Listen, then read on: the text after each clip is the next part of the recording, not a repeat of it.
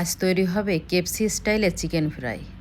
কোনো তেলের পেরেশানি ছাড়াই, ভাজার পেরেশানি ছাড়াই দেখেন কত সুন্দরভাবে তৈরি করে ফেলি। চলেন তাহলে শুরু করি। চিকেনগুলো প্রথমে আমি সুন্দর করে ধুয়ে নিয়েছি, দেখেন কত পরিষ্কার করে চকচক করছে। পরিষ্কার করে ধুয়ে নিয়েছি। এখন এটার ভিতরে দিয়ে দিচ্ছি আমি পরিমাণ মতো লবণ, তারপর দিয়ে দিচ্ছি আমি শুকনো মরিচের গুঁড়া। যেহেতু স্পাইসি হবে, শুকনো মরিচের গুঁড়াটা একটু বেশি পরিমাণের দিতে হবে। তারপর দিয়ে দিচ্ছি আমি 2টা ডিম।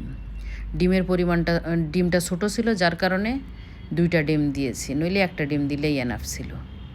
এরপর দিয়ে দিচ্ছি আমি কর্নফ্লাওয়ার এবং অল্প করে ময়দা। এরপর আমি দিয়ে দিচ্ছি সস, টমেটো সস। তারপর দিয়ে দিচ্ছি গোলমরিচের গুঁড়া পাউডারটা। তারপর দিয়ে দিচ্ছি আমি জয়তুনের তেল দিয়ে আমি এই সব কিছু একসঙ্গে ম্যারিনেট করে নিব।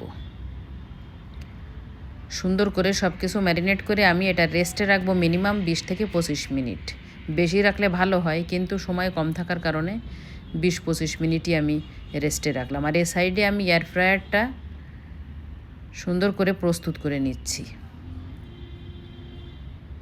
এরপর আমি সেই চিকেনগুলো ঢেলে দিচ্ছি এয়ার ফ্রায়ারের ভিতরে। বেশ সুন্দর করে সাইজ করে দিলাম, দিয়ে আমি অপেক্ষা করব।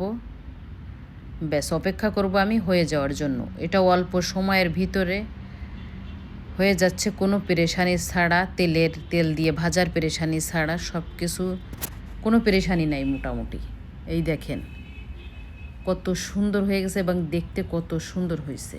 দেখতে যেমন সুন্দর, খেতেও কিন্তু ততটাই সুন্দর হয়েছে। আমরা বাসার সবাই মিলে মজা করে খেলাম।